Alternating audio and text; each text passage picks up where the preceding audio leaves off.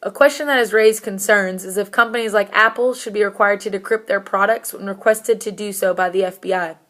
This question comes about after the December 2nd, 2015 shooting rampage which killed 14 people and injured 22. FBI has a stance that they're not asking them to break the phone's encryptions, but rather to disable the feature that wipes the data on the phone after 10 incorrect tries at entering a password. Whereas Apple states that if they were to create a backdoor to the iPhone, it would dangerously weaken iPhone security. So, the real question is, what is more important, privacy or security? Let's look at both sides of the argument here.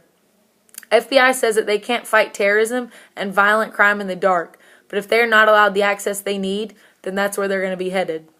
FBI argues that they need access to private emails, social media messages, and other electronic communications to see terrorist plots and keep U.S. citizens safe. Congress in the 1990s passed the Communications Assistance for Law Enforcement Act, or the CALIA, to facilitate the cooperation between government and private sectors.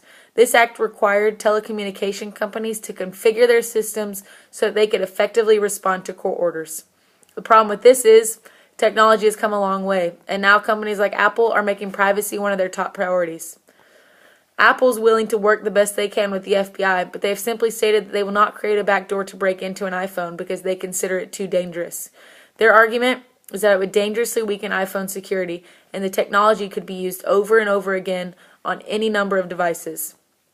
For example, this would be like a master key that is able to open hundreds of millions of locks from restaurants and banks to stores and homes.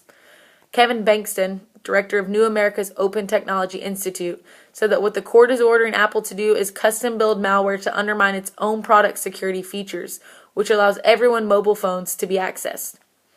Apple uses codes that are freshly generated with each message. So the CEO of Apple, Tim Cook, states that his company won't even be able to comply with court subpoenas that deal with the iMessage service because the encryption is undecipherable by Apple itself. So therefore, the question comes up again. Would you as a person rather be vulnerable with our technology and allow almost anyone access to our private accounts, or have the basic levels of protection and security? Mark Zwillinger, a lawyer, states that secure communications are paramount to modern society. Vulnerability in their design could regularly expose physical, financial, and emotional details of our lives and our company's most valuable trade secrets. He lays out some of the effects that if FBI were able to gain access. One of those being that governments can threaten financial sanctions, asset seizures, imprisonment of employees, and prohibition against a company's services in their countries. For example, when China and the U.S. do deals, they have to comply with the government demands, and nothing would stop companies in other countries from making decryption products which can harm the U.S. industry and even national security. Secondly, hackers will be more successful when trying to gain access to the U.S. surveillance. Thirdly, when the CALIA was passed in the 90s, it was only for telephones, and they weren't responsible for a decryption key. Then, the FBI had no intention to require providers to decrypt communications that they did not have the key for. Fourthly, the First Amendment protects our right to engage in speech, including in some cases anonymously, and that would be taken away from us. So, in the end, this isn't just about unlocking a phone. It's about ordering Apple to create a software tool to eliminate security protection the company has built into its iPhone software to protect customer data. So, what's really important to you as a citizen?